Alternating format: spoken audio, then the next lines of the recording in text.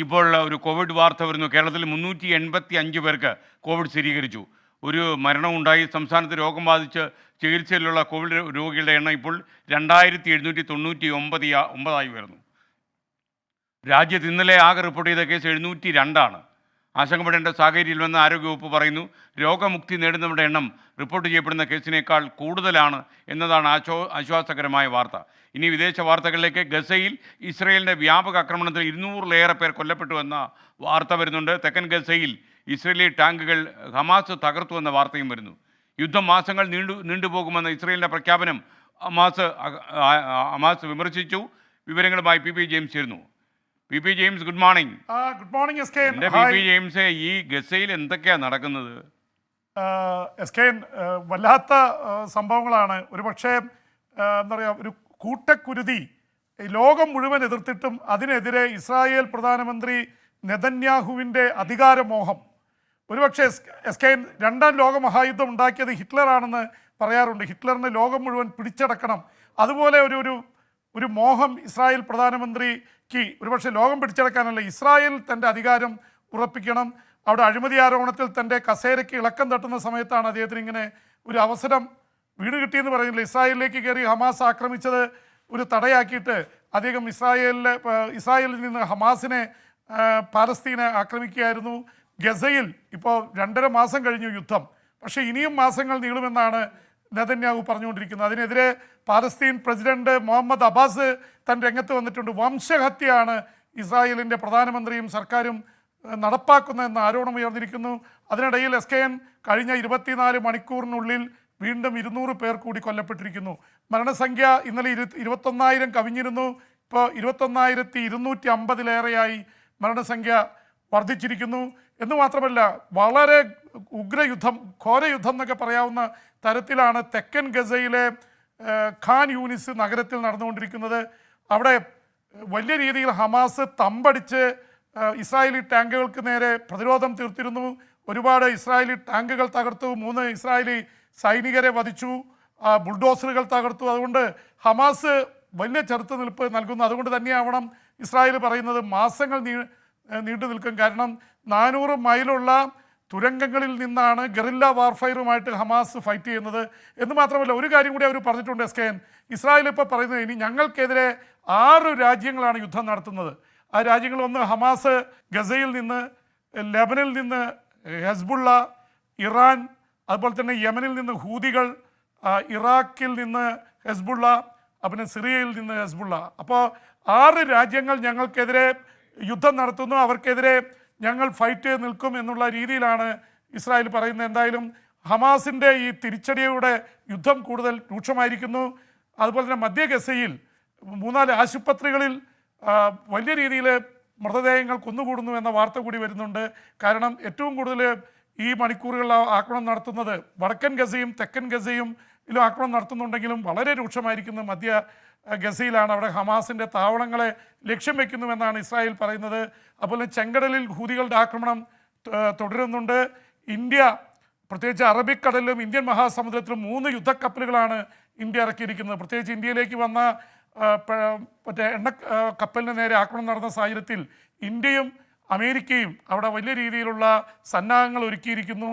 കാരണം ചെങ്കടൽ വിട്ട് മറ്റു മേഖലകളിലേക്ക് യുദ്ധം വ്യാപിപ്പിക്കുമെന്നാണ് ഇറാൻ്റെ റവല്യൂഷണറി ഗാർഡ്സ് പറഞ്ഞിരിക്കുന്നത്. അപ്പോൾ ഇതിൻ്റെയൊക്കെ പശ്ചാത്തലത്തിൽ ഇസ്രായേൽ ഹമാസ് യുദ്ധം വീണ്ടും മുറുകയാണ് S K N. P P James, ഈ കുടിയേറ്റ വിവാദം അമേരിക്കയിൽ കത്തിപ്പടരുകയാണല്ലോ. ആ സമയത്താണ് American state secretary Antony Blinken മെക്സിക്കോയിൽ എത്തിയെന്ന് പറയുന്നത്. മെക്സിക്കോയിൽ നിന്നാണല്ലോ ഏറ്റവും കൂടുതൽ ആൾക്കാർ രഹസ്യ തുരങ്കത്തിലൂടെയൊക്കെ അമേരിക്കയിലേക്ക് ചേക്കേറുന്നത്. എന്താണ് ഇപ്പോഴത്തെ അവസ്ഥ അവിടെ? എസ് കെ എൻ, അമേരിക്കയിൽ ഇപ്പോൾ ഏറ്റവും വലിയ ചർച്ച ചെയ്യപ്പെടുന്ന വിഷയം കുടിയേറ്റ വിവാദമാണ്. റിപ്പബ്ലിക്കൻ പാർട്ടി അത് ജോ ബൈഡനെതിരെയുള്ളൊരു വലിയ ആയുധമായി ഉപയോഗിച്ചുകൊണ്ടിരിക്കുകയാണ്. പ്രത്യേകിച്ച് ഉക്രൈന് സൈനിക സഹായം നൽകാൻ $50 ബില്യൺ ബില്ല് വന്നപ്പോൾ റിപ്പബ്ലിക്കൻ പാർട്ടി എതിർത്തത് ആദ്യം കുടിയേറ്റത്തെ, അനധികൃത കുടിയേറ്റക്കാരെ തടയൂ, അമേരിക്കയെ രക്ഷിക്കൂ, എന്നിട്ട് മതി ഉക്രൈനും ഇസ്രായേലിനൊക്കെ സൈനിക സഹായം നൽകുന്നത് എന്ന വാദമാണ് ഉയർത്തിയത്. അതിൻ്റെ ഒരു സീരിയസ്നെസ് എടുത്തുകൊണ്ടാണ് അമേരിക്കയുടെ സ്റ്റേറ്റ് സെക്രട്ടറി, ജോ ബൈഡൻ്റെ രണ്ടാമനായിട്ടുള്ള ആൾ ആൻ്റണി ബ്ലിങ്കൻ തിരക്കിട്ട് അയൽ രാജ്യമായിട്ടുള്ള മെക്സിക്കോയിലെത്തി. മെക്സിക്കോയിലെ പ്രസിഡന്റ് മാനുവൽ ലോപ്പസ് ഒബ്രദോനുമായി ചർച്ച നടത്തി. അപ്പോൾ അവിടെ കുടിയേറ്റക്കാർ എസ്കെയിൻ കഴിഞ്ഞ ഒരു വർഷം 20 ലക്ഷം പേരാണ് അനധികൃതമായിട്ട് അമേരിക്കയിലേക്ക് കയറാൻ ശ്രമിച്ചത്. ഒരുപാട് പേര് അറസ്റ്റിലായി, കുറേ പേര് കയറി. ഓരോ ദിവസവും 10,000-കണക്കിന് ആൾക്കാരാണ് അതിൻ്റെ ഈ ബോർഡറിൽ എത്തുന്നത്. ഒരുപക്ഷെ ഇന്ത്യയിൽ നിന്നൊരു വിമാനം പോയത് തന്നെ നിക്കരാഗുവിലേക്കാണ്. അതിൽ 303 പേരുണ്ടായിരുന്നു. അവർ അമേരിക്കയിലേക്ക് അനധികൃത കുടിയേറ്റത്തിന് പോയതാണെന്നുള്ള ചിന്തയിൽ അത് ഫ്രാൻസിൽ തടഞ്ഞിട്ട് തിരിച്ചുവിടുകയായിരുന്നു. അപ്പോൾ അനധികൃത കുടിയേറ്റം എല്ലാ രാജ്യങ്ങളിൽ നിന്നും, അഫ്ഗാനിസ്ഥാനിൽ നിന്ന്, പാകിസ്ഥാനിൽ നിന്ന്, ഇറാഖിൽ നിന്നൊക്കെ അമേരിക്കയിലേക്ക് കടക്കാൻ മെക്സിക്കൻ ബോർഡർ ഉപയോഗിക്കുന്നു എന്നുള്ള ആരോപണമാണ് റിപ്പബ്ലിക്കൻ പാർട്ടി നടത്തിയിരിക്കുന്നത്. അതുകൊണ്ട് തന്നെ അടുത്ത ഈ തെരഞ്ഞെടുപ്പിൽ വലിയ ചർച്ചാ വിഷയമാവുന്നു. ഇപ്പോൾ അതിനിടയിൽ 2 വനിതാ സ്ഥാനാർത്ഥികൾ വളരെ ശക്തമായി രംഗത്ത് വന്നിട്ടുണ്ട്. എസ്കെൻ 2 ഇന്ത്യൻ വംശജരാണ് എന്നുള്ളതാണ് പ്രത്യേകത. ഡൊണാൾഡ് ട്രംപ് മുന്നേറുന്ന മത്സരത്തിൽ റിപ്പബ്ലിക്കൻ പാർട്ടിയുടെ നിക്ക് ഹേലി എന്ന പഞ്ചാബിലെ മാതാപിതാക്കളുടെ മകൾ, അവർ 29%, പല സ്റ്റേറ്റുകളിലും 11%-ൽ നിന്ന് 29-30% സർവേയിൽ റിപ്പോർട്ട് കാണിച്ച് 2ാം സ്ഥാനത്തേക്ക് കുതിച്ചു കയറിയിരിക്കുന്നു. അവർ തരംഗമായി മാറുന്നു റിപ്പബ്ലിക്കൻ പാർട്ടിക്കുള്ളിൽ. ഒപ്പം തന്നെ കമലാ ഹാരിസ് ഇതുവരെ നിറമങ്ങി നിൽക്കുകയായിരുന്നെങ്കിലും കമലാ ഹാരിസിനെ വളരെ ശക്തമായി ഉപയോഗിക്കണമെന്ന, തെരഞ്ഞെടുപ്പ് രംഗത്ത് ഉപയോഗിക്കണമെന്ന വാദം ഡെമോക്രാറ്റിക് പാർട്ടിയിൽ ഉണ്ടായി. 81-കാരനായ ഒരു ജോ ബൈഡൻ പിന്മാറേണ്ടി വന്നാൽ കമലാ ഹാരിസിനെ പ്രസിഡന്റ് സ്ഥാനാർത്ഥിയായിട്ട് പോലും മുന്നിൽ നിർത്തണം എന്നുള്ളത് സർവേകളെ ചൂണ്ടിക്കാണിച്ചുകൊണ്ട് പറയുന്നുണ്ട് എസ്കെൻ. ജെയിംസ്, ഇപ്പോൾ വരുന്നൊരു വാർത്ത യുക്രൈനിൽ യുദ്ധമുഖത്ത് അമേരിക്കൻ യുദ്ധവിമാനങ്ങൾ F-1 ഒക്കെ ഉപയോഗിക്കുന്നു എന്നാണല്ലോ. മാത്രമല്ല ഈ റഷ്യയുടെ 7 വിമാനങ്ങൾ വെടിവെച്ചിട്ടു എന്ന രീതിയിലുള്ള വാർത്തകളും വരുന്നു. അപ്പോൾ യഥാർത്ഥത്തിൽ ഈ യുക്രൈൻ യുദ്ധമുഖത്ത് അമേരിക്കൻ വിമാനങ്ങൾ സജീവമാണോ?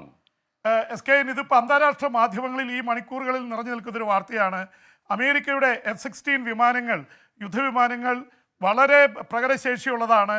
അത് നൽകുന്നതിനെതിരെ അമേരിക്കയിൽ ശക്തമായിട്ടുള്ള എതിർപ്പുണ്ടായിരുന്നു. പിന്നെ F-16 വിമാനങ്ങൾ കൊടുത്താൽ ഒരുപക്ഷെ റഷ്യ അണുവായുധം പ്രയോഗിക്കുമെന്നുള്ള തരത്തിലുള്ള ഭീഷണികളുണ്ടായിരുന്നു. അതുകൊണ്ട് യൂറോപ്പിൽ നിന്ന് F-16 വിമാനങ്ങൾ കൊടുക്കാൻ അമേരിക്ക അനുമതി നൽകിയിരുന്നു. പക്ഷേ അതൊന്നും ഉക്രൈനിലെത്തിയതായിട്ട് ഔദ്യോഗിക റിപ്പോർട്ടില്ല.